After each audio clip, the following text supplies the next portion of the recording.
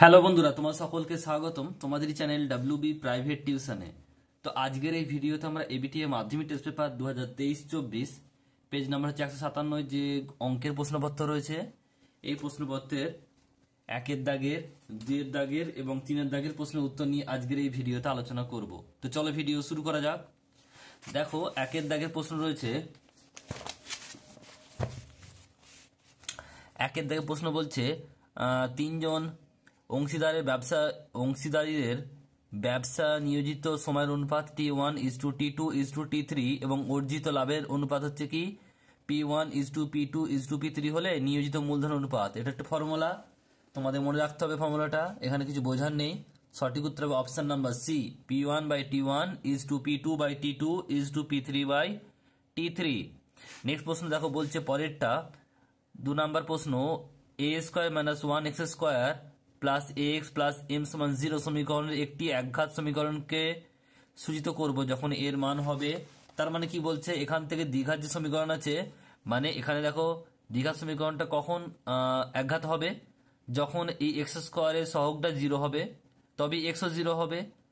x² সহগ যদি 0 হয় তার সঙ্গে গুণ করলে 0ই হবে, তাহলে তখনই কি হবে, এটা তখন থাকবে ax প্লাস m হবে, এটা 0 হয়ে গেলে এই পার্টটা, তাহলে তখন একঘাত সমীকরণ হয়ে যাবে। তাহলে আমরা কি করব, আমরা করব যে এই x² সহগটাকে 0 করে দেবো।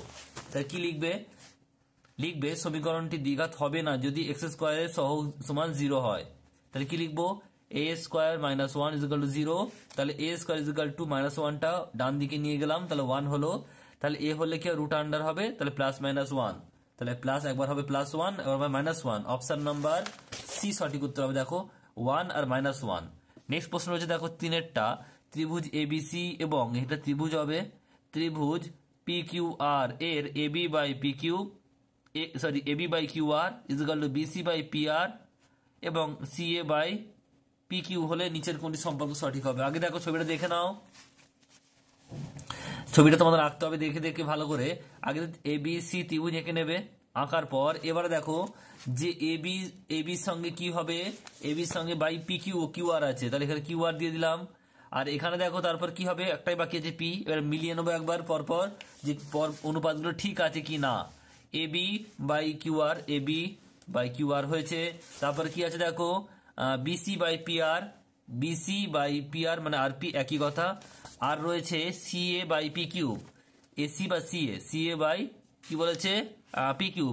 তাহলে সমান ঠিকই আছে। তাহলে এর মানে কি, এরা সবাই কি সদৃশ্য কোণ, সদৃশ্য ত্রিভুজ। তাহলে কোণগুলো সমান, দেখো এই A কোণের সঙ্গে কিউ সমান হবে, কিউ কোণ সমান হবে, B কোণের সঙ্গে আর কোণ সমান হবে, আর সি কোণের সঙ্গে পি কোণ সমান হবে। তাহলে এখানে দেখো অপশন নাম্বার কি হবে, এ, মানে এ কোণ আর কিউ কোণ সমান। বাকিগুলো দেখো একটাও মিলবে না অপশনগুলো, তাই এটা উত্তর হবে অপশন নাম্বার এ। নেক্সট প্রশ্ন দেখো 4-এরটা বলছে sec θ = x/y, যেখানে x ≠ 0 হলে নিচের কোণটি ঠিক হবে।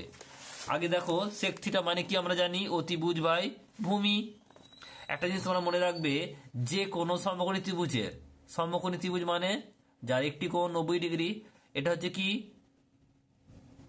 লম্ব বা উচ্চতা, এটা হচ্ছে ভূমি, আর এটা হচ্ছে অতিভুজ, অতি লিখলাম। তো সবসময় মনে রাখবে সমকোণী ত্রিভুজে অতিভুজ সবচেয়ে বড় হয়। আমরা sec θ মানে কি জানি, sec θ মানে জানি অতিভুজ বাই ভূমি। তো অতিভুজ যদি আমরা x ধরি, এটাকে যদি আমরা x ধরি এবং ভূমিকে যদি আমরা y ধরি, তাহলে কি হবে, তাহলে সবসময় xটা কি হবে, বড় হবে, অতিভুজ বড় হবে, x > y। তাহলে অপশন নাম্বার এ সঠিক উত্তর হবে, অপশন নাম্বার এ সঠিক উত্তর হবে।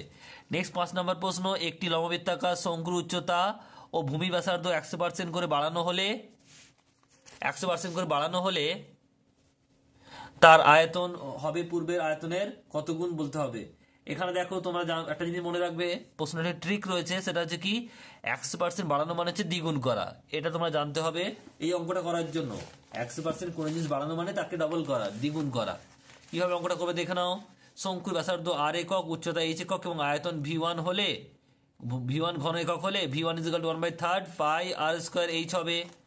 এখন ব্যাসার্ধ কি বলেছে, ব্যাসার্ধের উচ্চতা দ্বিগুণ হলে শঙ্কুটির আয়তন যদি V2 হয়, তাহলে V2 ঘন একক হয়, তবে কি হবে, V2 = 1/3 পাই আর এর জায়গায় 2r লিখবো তার স্কোয়ার, আর এইচ এর জায়গায় 2h লিখবো, তাহলে কি হয়ে যাবে এটা দেখে নাও। তাহলে 1/3 পাই আর 4r স্কোয়ার 2h, তাহলে এখানে 1/3 4 দুগুণে 8, 4 দুগুণে 8 পাই আর স্কোয়ার এইচ, তাহলে 1/3 8টাকে সামনে নিয়ে চলে আসবো, 1/3 পাই আর স্কোয়ার এইচ মানে কত হয়ে যাবে, এটা মানে হচ্ছে v1। তো v1 বসিয়ে দেবো, তাহলে কগুণ হলো 8 গুণ, অপশন নাম্বার ডি সঠিক উত্তর হবে।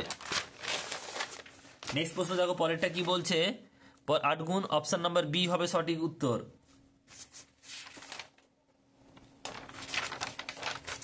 নেক্সট প্রশ্ন দেখো পরেরটা বলছে যে 2 3 5 6 2 4 2 8 9 4 5 4 7 4 4 ততটি সংখ্যা গুরুমান কত। সংখ্যা গুরুমান মানে কি, যে সংখ্যাটি বেশিবার আছে এই তথ্যে। দেখো সবচেয়ে বেশিবার কে আছে, 4 আছে, অবশ্যই তোমরা একটু কাউন্ট করে নেবে, গুনে নেবে, দেখবে 4 সবচেয়ে বেশিবার আছে, 5 বার আছে, উত্তর হবে অপশন নাম্বার সি 4। নেক্সট প্রশ্ন বলছে দেখো বার্ষিক চক্রবৃদ্ধি সুদের হার 8% এবং প্রথম বছরে মূলধন পি টাকা হলে দ্বিতীয় বছরে মূলধন ড্যাশ টাকা হবে, তাহলে কি হবে, তাহলে কি জানি আমরা এই ফর্মুলাটা P is equal to 1 plus R by 100 টাকা হবে। একটা জিনিস মনে রাখবে, এখানে টু দি পাওয়ার কিছু হবে না কিন্তু, এটা ভালো করে মনে রাখবে। নেক্সট প্রশ্ন বলছে দেখো পরেরটা 48-এর দুটি উৎপাদক এ এবং বি হলে এ প্রপোর্শনাল ড্যাশ হবে, তাহলে দেখো এটা মনে রাখবে 1/b হবে কেন। আচ্ছা তোমরা যদি উৎপাদক ভেঙে নাও 48-কে, অনেকগুলো হতে পারে, 6 8 হতে পারে, বা 12 4 হতে পারে, 24 2 হতে পারে। তো আমরা দেখবে তোমরা একটা জিনিস ফলো করে, যদি এটাকে আমরা 6 ধরি, একটা উদাহরণ দেখিয়ে দিচ্ছি, তোমরা পরেগুলো তোমরা বুঝে নেবে। এটা কি হচ্ছে 6, যদি এ কে 6 ধরা হয় আর বি কে 8কে বি ধরা হয়, তাহলে এখানে মানে কি 6 প্রপোর্শনাল টু 1/8, তাহলে 6 সমান কি হবে, 6 সমান k1 একটা ধ্রুবক আসবে, তাহলে কি হবে 1/8 হবে, এটা 1/8, তবেই তো কোনাকুনি গুণ হয়ে দেখো 6 48 হবে, k1 ইকুয়াল টু কত 6 48। কিন্তু যদি এটা 1/8 না হয়, যদি 8 হতো তাহলে কি হতো, তাহলে হতো না, তাই উত্তর কি হবে 1/b হবে। উত্তরটা তোমরা একটু দেখে নেবে, বুঝে নেবে। নেক্সট প্রশ্ন দেখো পরেরটা বলছে যে এক্স সাইন স্কোয়ার 45 ডিগ্রি সমান ওয়াই হলে এক্স ওয়াই এর মধ্যে সম্পর্ক কি।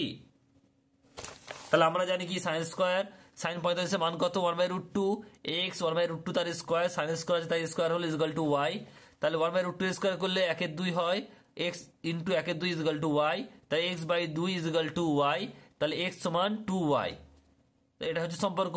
নেক্সট প্রশ্ন দেখো চারেরটা বলছে যে ঘনকের মোট কর্ণ সংখ্যা ও প্রান্তিক সংখ্যা সমষ্টি হবে, তাহলে কর্ণের সংখ্যা কত 4 আর প্রান্তিকের সংখ্যা হচ্ছে 12, মোট কত হবে তার সমষ্টি বলেছে, মানে সমষ্টি হলো মোট 4 প্লাস 12 প্লাস 4 সমান হচ্ছে 16টি, উত্তর হবে 16। নেক্সট প্রশ্ন 5-এরটা বলছে summation of F I X I by summation of F I এই সূত্রে কোন সাহায্যে যৌগিক গড় নির্ণয়ের পদ্ধতিকে বলা হয় ড্যাশ পদ্ধতি, উত্তর হবে প্রত্যক্ষ পদ্ধতি, উত্তর হবে প্রত্যক্ষ পদ্ধতি। এরপর রয়েছে 6-এর প্রশ্ন, কি বলছে দেখে নাও, তিনটি ক্রমিক সমানুপাতি ধনাত্মক সংখ্যার গুণফল 64 হলে তার মধ্য সমানুপাতি হবে ড্যাশ। তাহলে দেখো এটা আমি একটু বড় করে করেছি, তোমরা দেখে নিতে পারো, এটা দেখে নাও, আমি তোমাদের একটু বুঝিয়েও দিচ্ছি। মনে করে তিনটে ক্রমিক সমানুপাতি সমান কি যথাক্রমে এক্স ওয়াই জেড, তাহলে ক্রমিক সমানুপাতি কি হলে কি হয়, x by y is equal to y by z হয়, তাহলে y square is equal to x z, 1 number সমীকরণ দিলাম এটাকে। তারপর দেখো কি শর্তানুসারে বলেছে এক্স ওয়াই জেড ইকুয়াল 64, তাহলে এক্স জেড এটাকে একটু সাজিয়ে নিলাম, এক্স আর জেডটাকে একসঙ্গে নিয়ে এলাম, আর ওয়াইটাকে সাইড করলাম, ইকুয়াল টু 64, আর এক্স জেড মানে কি 1 নম্বর সমীকরণে জানি আমরা, 1 নম্বর সমীকরণ হচ্ছে এক্স জেড মানে হচ্ছে কি ওয়াই স্কোয়ার, তাহলে এক্স জেড কি পুট করবো ওয়াই স্কোয়ার, তাহলে y square into y equal to 64, y cube equal to 64, তাহলে ওয়াই কিউব মানে 4 কিউব, ওয়াই ইকুয়াল টু 4। এটা তো এইভাবে করা যায়, এটা একটা অন্য পদ্ধতি আছে তোমরা করতে পারো, সেটা দেখে নাও কি হবে।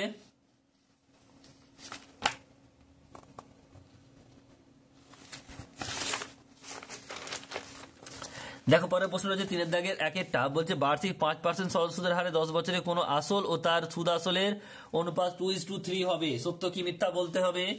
ধরি আসল x টাকা, সময় t সমান 10 বছর, সুদের হার 5%।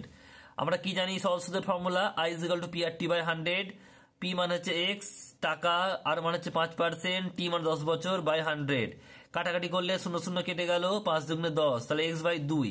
এবার আসল দেখো কত x, আর সুদ আসল কত হবে x প্লাস x/2, তাহলে আসল ইজ টু সুদ আসল মানে হচ্ছে x is to x plus 2 plus x, তাহলে এক্স ইজ টু, এটা লসাগু করলে কত হবে 2, আর এক্স প্লাস 2x মানে 3x বাই 2x, এক্স কেটে গেল, কোনাকুনি গুণ করলে 2:3 মানে হচ্ছে 70 হবে।